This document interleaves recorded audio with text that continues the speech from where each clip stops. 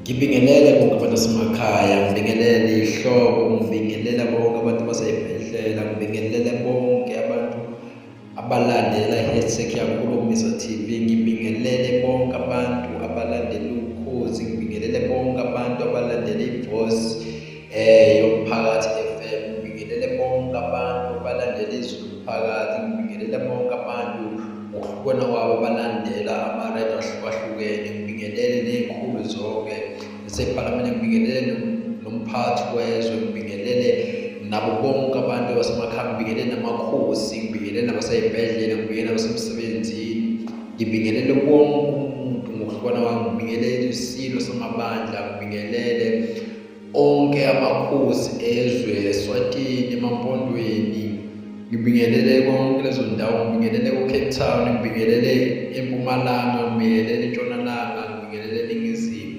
Ngithi kuwena hlobo sami namhlanje into engifuna ukuthi iyodwa into engifuna siyikhulume mina nawe ukuthi-ke kunabantu emhlabeni ongaze uy'tshele ukuthi-ke abakuphiwe, kunabantu emhlabeni ongaze uy'tshele ukuthi-ke abakufuni kanti bayazi ukuthi-ke bahloseni ngale nto abayenzayo.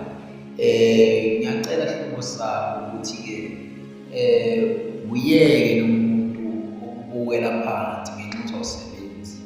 Ngiyazi ukuthi wena njengoba ulapho kini baningi abantu abasemakhaya abangasebenzi abethi bebeshaya umthetho bebadala bengalalelwa.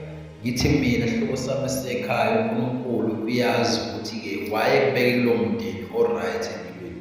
Uyazi uNkulunkulu ukuthi wayephakamisa abantu bakini wasekubeka phansi.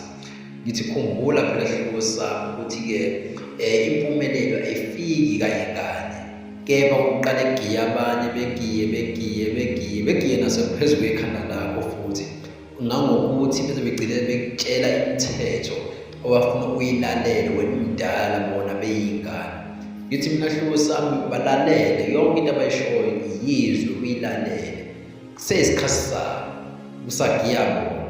uNkulunkulu uyazi ukuthi-ke ukulethelile emhlabeni, impumelelo iphezu kwezandla zakho, kepha isikhathi asakafiki.